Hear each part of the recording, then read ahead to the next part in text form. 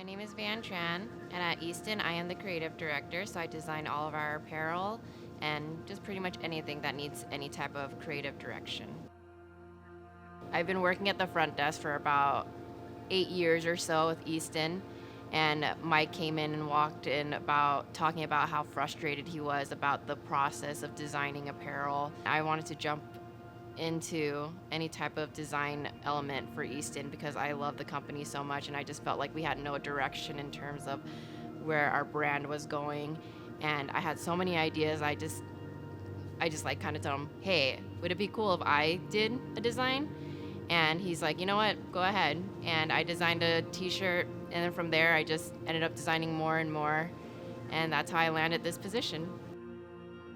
I didn't train right away, but watching them getting into it and being so passionate about it, I'm like, why not? And I'm here anyway. So eventually I segued my way into Muay Thai, kickboxing, a little bit of jiu-jitsu. The biggest reason why I wouldn't step onto the mat was because I didn't have any confidence. I also just have like this guilt like embedded in me. So if I felt like my partner wasn't doing well, it was my fault.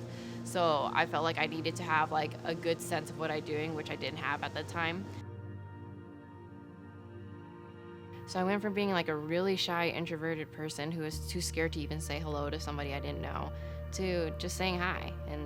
And on top of that, just like the whole aspect of fear and limiting you, that type of stuff doesn't scare me anymore. I throw myself into stuff I get scared of all the time. Whereas before, I couldn't even imagine taking a fitness class, you know?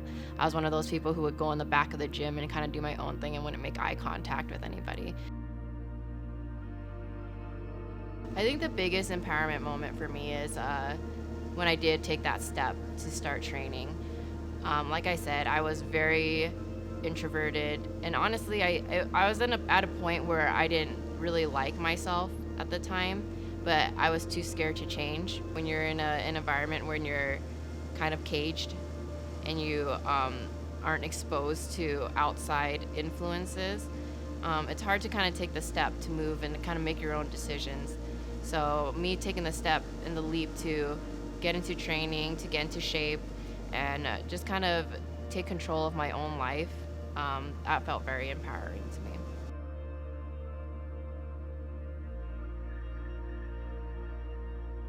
The biggest obstacle women face, especially in training, because of the clothes we have to wear and just the way our bodies are made, you know, there is some sort of sexualization there. Not only do we feel uncomfortable training just like normally because of our bodies, but on top of that, we have to be careful about what type of clothes we wear. I think a lot of men are afraid of overstepping boundaries, you know, so they don't want to put on too much pressure, and then jiu-jitsu, it does affect the training because you do have to be super close in some instances, and you have to kind of like, sometimes you'll be in a position that's a little bit less than ideal, you know, especially with a woman. So I think that guys, in a sense, kind of, when they consider that, they get a little bit freaked out about training with women, and they kind of take a step back, or they don't go as hard, or they do things a little bit differently than they're supposed to. So it affects the women's training in a sense, because if they're put in a real life situation, then they didn't have that experience because they were being held back, you know? So I think that's the biggest thing with training that women face.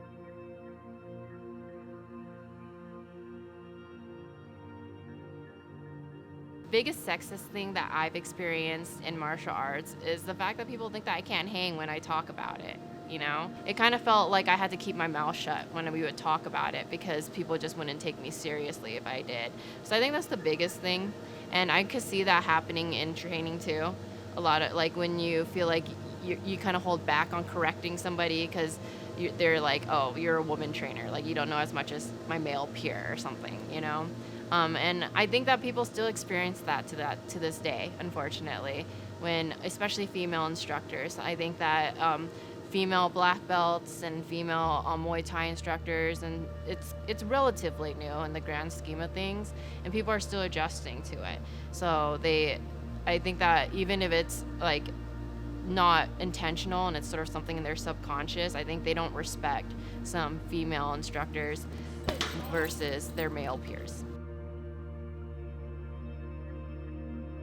There's some sort of grit with women, and I think a lot of times it's because of those misconceptions. We have to prove something.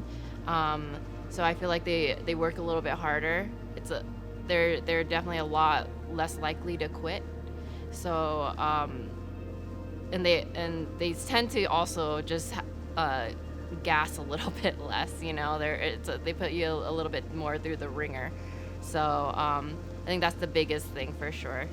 I think there's always going to be some hesitancy, because it's not only is there like the physical aspect and the like discomfort of being close to somebody like that, but also just like that, just throwing yourself into something new. Because like I said, like when I first entered here, and I've been in the like MMA scene, I was like so culture shocked. I was so scared to even step foot on the mat for like 2 years.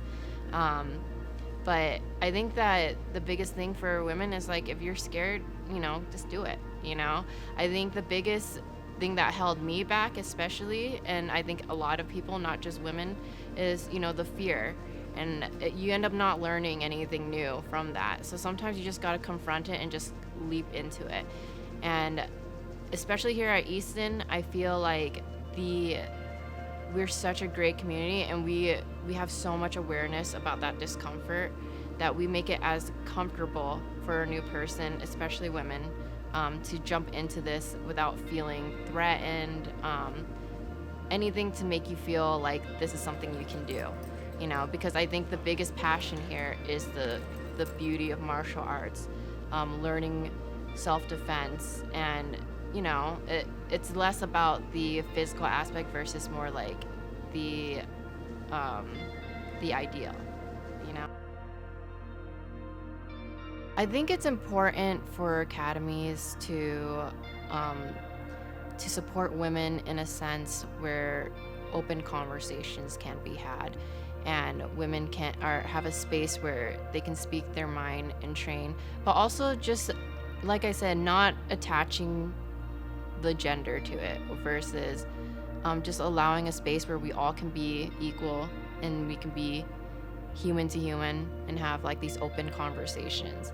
The biggest thing that people run into is, they're scared of approaching a conversation because of stigmas, and then on top of that, they don't want to come off as virtue signaling. But I think a lot of women just want to be heard, and they just want to tell their story and be able to express how they feel, because as much as I would like to say there is inequality there, there isn't inequality anymore.